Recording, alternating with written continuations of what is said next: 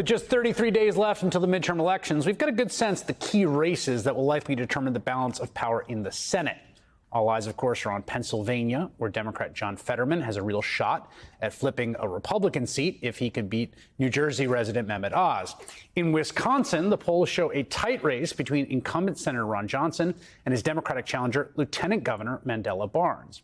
Ohio was not expected to be very competitive, but it is now a toss-up between Congressman Tim Ryan and J.D. Vance. Of course, Herschel Walker has been getting a lot of attention in Georgia, where he's trying to oust the incumbent Democrat Reverend Raphael Warnock. And rounding out what I think have been the top tier of competitive races is Arizona, where Democratic Senator Mark Kelly is being challenged by far-right election denier Blake Masters. But then there are two kind of sleeper races that are leaning in opposite directions, weren't on people's radars in the same way, but basically tied. First, the Senate race in Nevada, which right now looks like Republicans' best chance to flip a Democratic seat, currently held by Catherine Cortez Masto. The other is the race to replace retiring Richard Burr in North Carolina, a race political professionals have not been paying much attention to, but now looks indisputably tied. Trumpist Republican Congressman Ted Budd is neck and neck in polling with former Chief Justice of the North Carolina Supreme Court, Democrat Cheri Beasley, who now has a rare opportunity to flip a Republican seat in that state. And former Justice Cheri Beasley joins me now. It's great to have you on the program. Let me first ask if you are surprised or not by where things stand in this race right now. Well, hi, Chris. You know, we're really excited about where we are. We said all along, even as we were starting this race, that we were prepared to win, regardless who our challenger would be. We now know that it's Congressman Ted Budd, who has been very much embroiled in the pettiness of partisan politics in Washington. And we're really excited as we travel across the state. We're a pretty big state with 100 counties, listening to folks and talking about constructive issues and really feeling a sense of energy and engagement in this race. People are really very excited about where we are. And so we are really thrilled. Congressman Budd is one of the co-sponsors for the House version of a national abortion ban. It would allow abortion past 15 weeks. Would you support such a ban or oppose one? You know, Congressman Budd is leading the charge on this national abortion ban, and he and other politicians like him are fully out of step with where folks are here in North Carolina and across this country. And what we know about this absolute ban on abortion that Congressman Budd supports is that there are no exceptions for rape or incest or risk to a mother's health.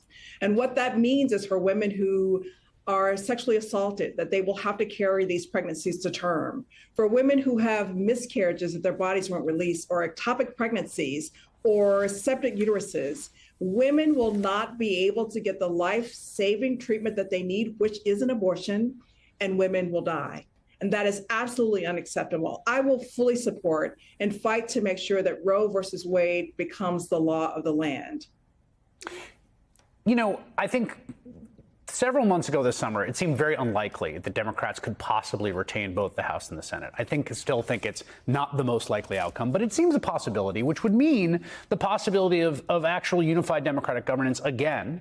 If you were a senator, a Democratic senator serving with a Senate majority for the Democrats and a Democratic president, maybe even a House, what legislation would be top of mind, top priority for you to pursue?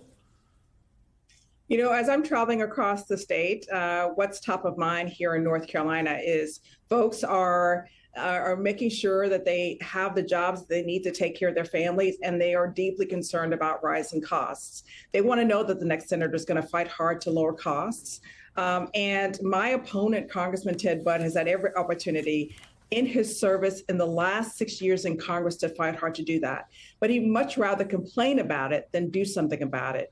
And what we know is that he voted against lowering prescription drug costs while also taking corporate PAC money from drug companies. And he voted against lowering the cost of gas while taking corporate PAC money from oil companies. And he's not at all been invested in trying to make sure that people can have some relief in lowering costs. He's really more consumed with his own interests, corporate and special interests, and not the interests of people here in North Carolina. What I would ask is for your viewers, for more information, to go to sherrybeasley.com to know more about my candidacy and the successful race that we're running. Senator Richard Burr voted against the Inflation Reduction Act, which passed on a party line vote. Would you have voted for the Inflation Reduction Act if you were serving in the Senate?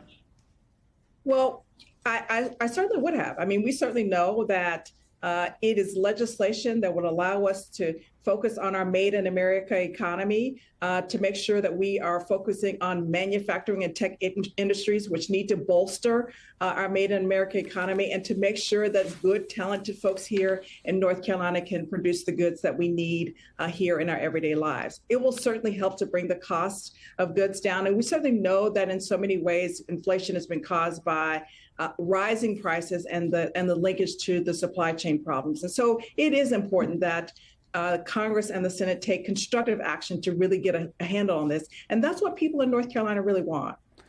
You were a justice on the state Supreme Court in North Carolina. And it's interesting. Judging and electoral politics tend to be parallel pursuits. There's not a ton of cross-pollination between the two. What did you learn as a judge and a justice on the state Supreme Court that qualifies you to go serve in the U.S. Senate? Well, I have served as a judge and Chief Justice of the Supreme Court of North Carolina for over 20 years. And I've had a real respect for the rule of law and for upholding the Constitution. And I know it's important to make sure that folks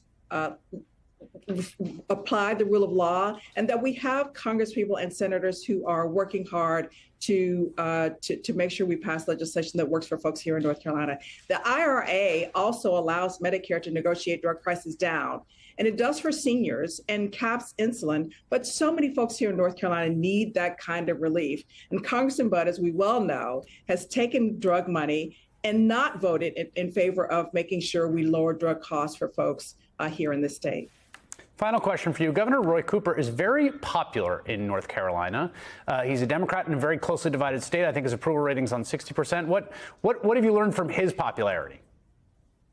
Well, I'm very thankful that he's been supportive of our race, but I also know that I've been in tough races before, and North Carolina judges run in contested statewide elections. I've been elected twice statewide, and I know that we can do this. We're seeing a lot of energy and support, and we're a diverse state. We are urban and rural, and it's been really important to be in every single one of our 100 counties. It's exactly what I've done to make sure that we're listening to folks and really make a commitment to understanding who we are as North Carolinians, and my commitment to fight for all of us. Sherry Beasley, former Chief Justice of the North Carolina Supreme Court, Democratic nominee for Senate in that state. Thank you so much.